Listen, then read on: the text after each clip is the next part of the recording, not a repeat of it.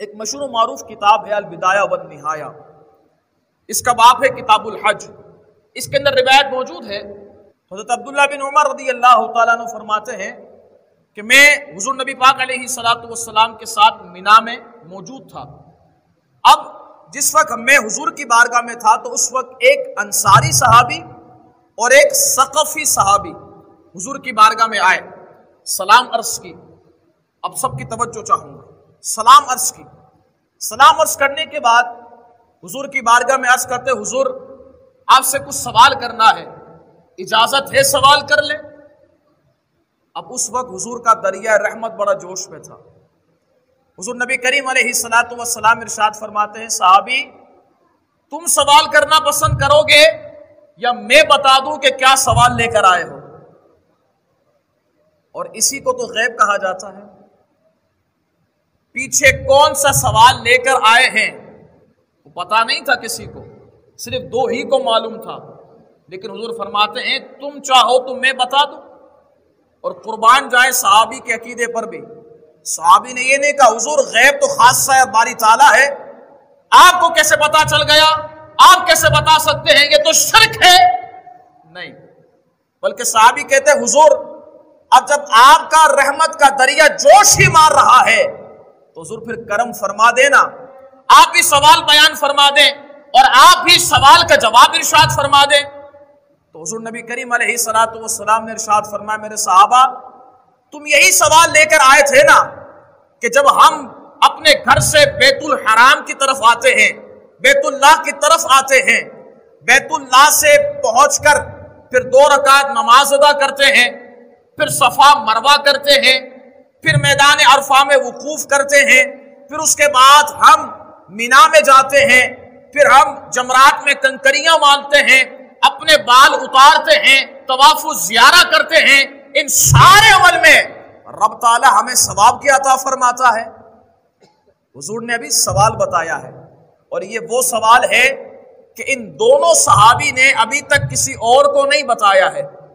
اب جب یہ سوال حضور نے بیان فرمایا نا تو صحابی کہتے حضور خدا کی عزت اور جلال کی قسم ہے، ہم اپنے دل میں جو سوال لے کر آئے تھے وہ یہی سوال ہے جو آپ نے بیان فرما دیا ہے۔ یعنی حضور کا غیب کیسا ہے کہ حضور نے پہلے ہی بتا دیا، اور یہ ہمارے کریم آقا ہیں کہ عطا بھی خود کرتے ہیں اور سوالی کو سوال کرنے کا موقع بھی نہیں عطا فرماتے ہیں۔ اب روایت میں آتا ہے حضور نبی کریم علیہ الصلوۃ والسلام نے ارشاد فرمایا کہ ایک شخص جب حاجی اپنے گھر سے نکلتا ہے اور نکل کر بیت اللہ کا قصد کرتا ہے، بیت اللہ کی طرف جانا چاہتا ہے، آپ ذرا غور کریں نا، جو لوگ حج پر گئے ہیں وہ کتنی نیکیاں اپنے ساتھ کما رہے ہیں۔ اللہ تعالیٰ ان کے حج کو اپنی بارگاہ عالیہ میں قبول و منظور فرمائے، اور ان کے صدقے ہمیں بھی آئندہ سال بلکہ ہر سال حج بیت اللہ کی سعادت عطا فرمائے۔ حضرات محترم، حضور نبی کریم علیہ الصلوۃ والسلام ارشاد فرماتے ہیں کہ جب بندہ گھر سے نکلتا ہے، گھر سے نکل کر بیت اللہ کی طرف جاتا ہے تو فرماتے ہیں اونٹ، جس اونٹ پر وہ بیٹھا ہوا ہو، جس سواری پر وہ بیٹھا ہوا ہو، جب وہ سواری ایک ٹانگ اٹھاتی ہے تو رب تعالیٰ اسے ایک نیکی عطا فرماتا ہے، ایک گناہ معاف فرما دیتا ہے، اور جب وہ سواری پاؤں رکھتی ہے تو اللہ تعالیٰ ایک گناہوں کو معاف فرما دیتا ہے، ایک نیکی عطا فرماتا ہے۔ اب ذرا تصور جمائے نا، گھر سے نکلنے والا کتنے قدم اٹھاتا ہوگا، کتنے قدم رکھتا ہوگا، تو کتنے گناہ اس کے معاف ہوتے ہوں گے اور کتنی نیکیوں میں اضافہ ہوتا ہوگا۔ پھر فرمایا جب 2 رکعت نماز بیت اللہ میں پڑھی جاتی ہے، رب تعالیٰ اسے حضرت اسماعیل علیہ السلام کی اولاد میں سے کوئی غلام ہو اس کو آزاد کرنے کا ثواب عطا فرماتا ہے۔ پھر فرماتے جب وہ صفا اور مروہ میں سعی کرتا ہے تو یہ سعی کرنا گویا ایسا ہے جیسا 70 غلاموں کو آزاد کرنا۔ اور پھر جب وہ عرفات میں وقوف کرتا ہے، عرفات اگر کوئی گیا ہے تو اسے پتا ہے کہ رب کی رحمت وہاں کیسی برستی ہے، وہاں کا منظر کتنا خوبصورت ہوتا ہے، अल्लाह अकबर। हुजूर फरमाते हैं कि जब बंदा अरफात के मैदान में वकूफ करता है तो फिर रब्बे कायनात फरिश्तों के दरमियान मुबाहात फरमाता है, अपने बंदे पर फख्र फरमाता है कि देखो फरिश्तों, जब मैंने अपने इन बंदों को पैदा करने के लिए तुमसे मशवरा किया था तो तुम ही ये कहते थे ना कि ये आपस में कत्ल गारतगिरी करेंगे।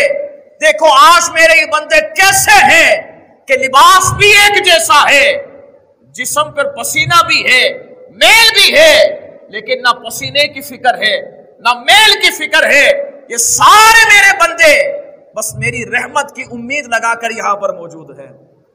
हज़रात मोहतरम, फिर रब्बे कायनात फरमाता है, ए मेरे बंदो, तुम्हें खुशखबरी हो, हमने तुम्हारे पिछले सारे गुनाहों को मुआफ फरमा दिया है और फरमाया तुम्हें भी बख्श दिया है, और जिसकी तुम बख्शिश करोगे हम उसे भी बख्श देंगे।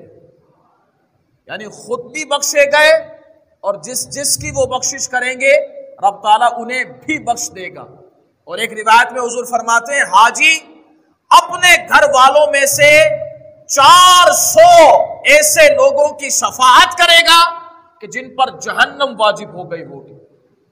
ये हाजी का इतना बड़ा इनाम है। फिर रिवायत में आता है, हुजूर नबी करीम अलैहिस्सलातु वस्सलाम इरशाद फरमाते हैं, जब जमरात में कंकरियां मारी जाती हैं शैतान को, तो फरमाते हैं शैतान को एक एक कंकरी मारने पर रब्बे कायनात इतना बड़ा करम फरमाता है कि एक ऐसे गुनाह को मुआफ फरमा देता है जो गुनाह हलाक करने वाला हो। ऐसे गुनाह को रब्बे कायनात मुआफ फरमा देता है। और फिर जब बाल उतारे जाते हैं, अल्लाह अकबर, जब बंदा गंजा होता है, रिवायत में आता है हुजूर फरमाते हैं कि एक एक बाल के बदले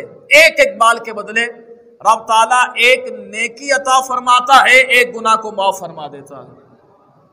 और फिर जब आखिरी में वो तवाफु ज़ियारा करता है, ये आखिरी सबसे आखिरी है, जब वो तवाफु ज़ियारा करता है, हुजूर फरमाते हैं जब वो तवाफु ज़ियारा करता है ना, तो एक फरिश्ता उसके पास आता है, दोनों शानों के दरमियान हाथ रखकर कहता है, तुझे मुबारक हो,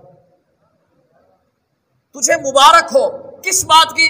फरमाया इस बात की मुबारक हो कि अब तेरे नामाए अमाल में कोई गुनाह है ही नहीं, तू गुनाह से बिल्कुल पाक हो चुका है, तू गुनाह से बिल्कुल साफ हो चुका है।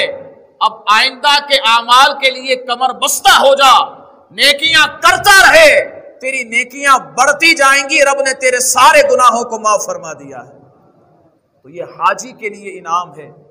और हाजियों के बारे में रिवायत में आता है कि जब हाजी अपने घर की तरफ लौट रहे हो ना, जब तक वो अपने घर पर ना जाए उस वक्त तक जिसके लिए जो दुआ करेंगे रब्बे कायनात वो दुआ उसके हक में कबूल फरमाएगा। अल्लाह ताला उन तमाम हाजियों के सफ़र हज को अपनी बारगाह अलिया में कबूल व मंजूर फरमाए, उन्हें आसानियाँ अता फरमाए, और आइंदा साल अल्लाह ताला हमें भी हज बैतुल्लाह की सआदत अता फरमाए।